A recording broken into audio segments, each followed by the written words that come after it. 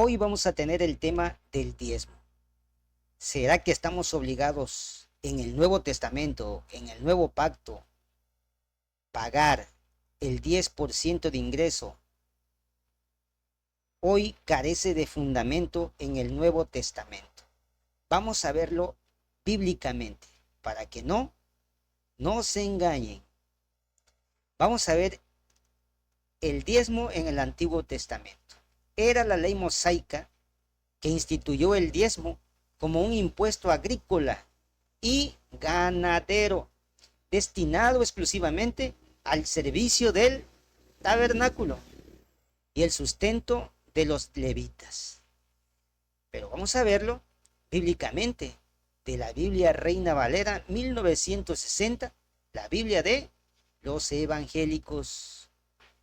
Bien, Levítico 27, 30, 32 nos dice: el diezmo de todo grano de la tierra, así de la sementera como del fruto de los árboles, es del Señor, es cosa dedicada al Señor.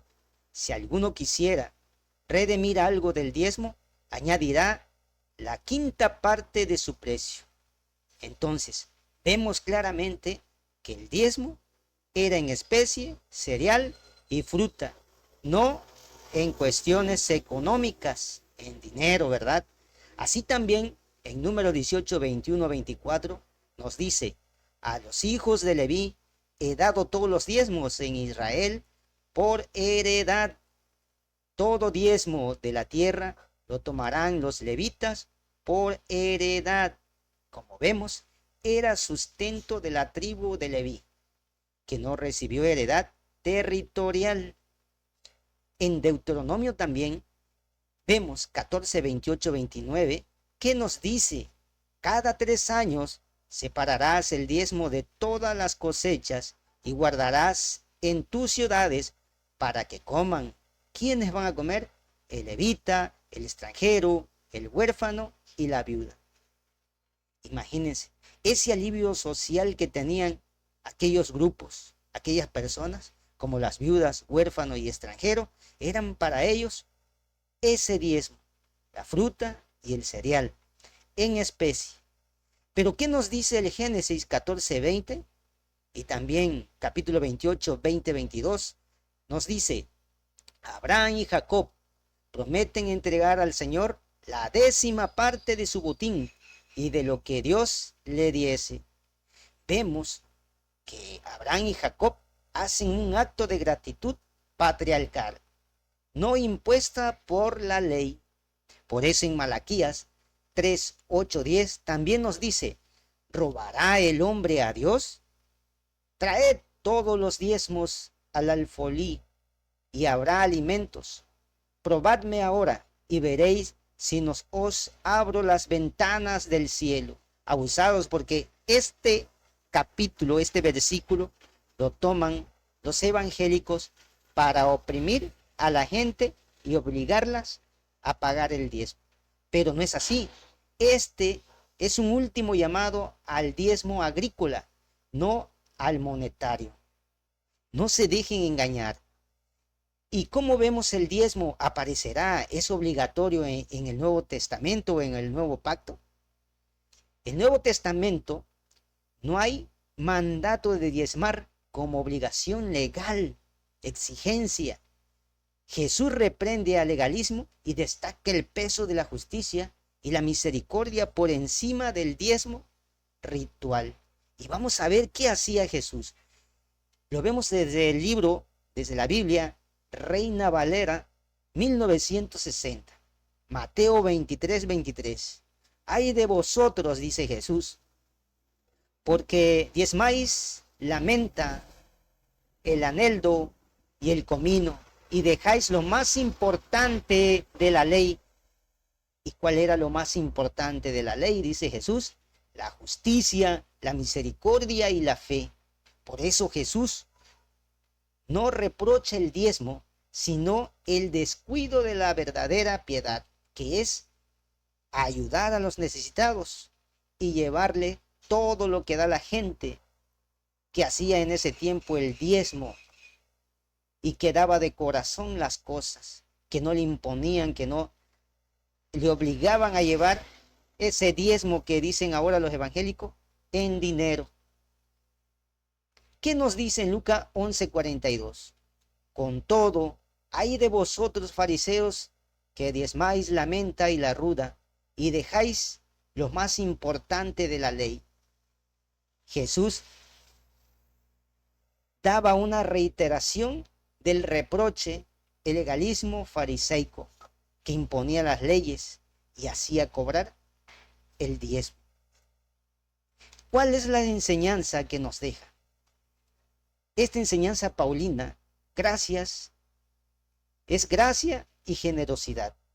Pablo enseña que el creyente no está sujeto a la ley ceremonial ni debe medir su ofrenda por porcentajes fijos, o sea, económicamente, sino por la motivación del corazón, no de la imposición. ¿Y qué nos dice el Nuevo Testamento? Reina Valera, 1960. Romanos 6:14. Porque el pecado no se enseñoreará de vosotros, pues no estáis bajo la ley, sino bajo la gracia. Entonces, la ley del diezmo pertenece al pacto antiguo. Hoy vivimos bajo la gracia. Cristo lo dio todo. Y se da todo de corazón, no de obligación, como lo hacen algunas sectas, ¿verdad? ¿Qué nos dice en Gálatas 5:4? Los que por la ley os justificáis de la gracia, habéis caído. Entonces, quien insiste en la ley del diezmo, se aparta de la libertad en Cristo. Eso es lo que nos quiere decir Gálatas 5:4. Nos apartamos de la libertad en Cristo cuando obligamos a la gente a diezmar. Pero ¿qué nos dice en 2 de Corintios? El que siembra escasamente, también segará escasamente. Cada uno de como propuso en su corazón, no con tristeza ni por necesidad, porque Dios ama al dador alegre. Abusados porque esta cita bíblica, algunos evangélicos la usan para forzar que la gente dé el diezmo. Y no es así. Entonces, la medida de la ofrenda es el gozo y la generosidad, no un 10%, no que te obliguen a pagar el 10% económicamente. Es falso que esté todavía vigente el diezmo. Y si estuviera vigente, sería en especie, no en dinero. ¿En qué conclusión llegamos? Lo vamos a poner en 3 puntos. El diezmo original era un impuesto en especie, reservado al pueblo de Israel bajo la ley. 2. Jesús nunca impuso el diezmo a la iglesia. Reprochó el legalismo y exaltó la justicia y la misericordia. 3. Pablo libera al creyente de la ley ceremonial y promueve la ofrenda, más que nada, voluntaria, motivada por el amor. Por tanto, exigir un 10% fijo de los ingresos como norma para el cristiano en la era de la gracia se aparta de la enseñanza bíblica y reduce la ofrenda a una carga legal opuesta al espíritu de la libertad y la generosidad que Cristo nos regaló, nos dio. Nadie te puede obligar a dar diezmo. Por eso la Iglesia Católica no cobra diezmo. ¿Qué es lo que hace en la misa? Damos limosna. Y la limosna que tú quieras, que va desde 50 centavos, que muchos hacen eso, ¿verdad? O hacemos, hasta las cantidades que tú quieras. Pero será de corazón, no obligadamente impuesta por una ley.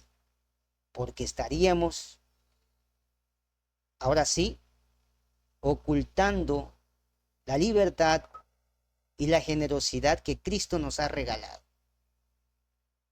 Si tienes algo que comentar, escríbeme y podemos platicar. Saludos y que Dios les bendiga.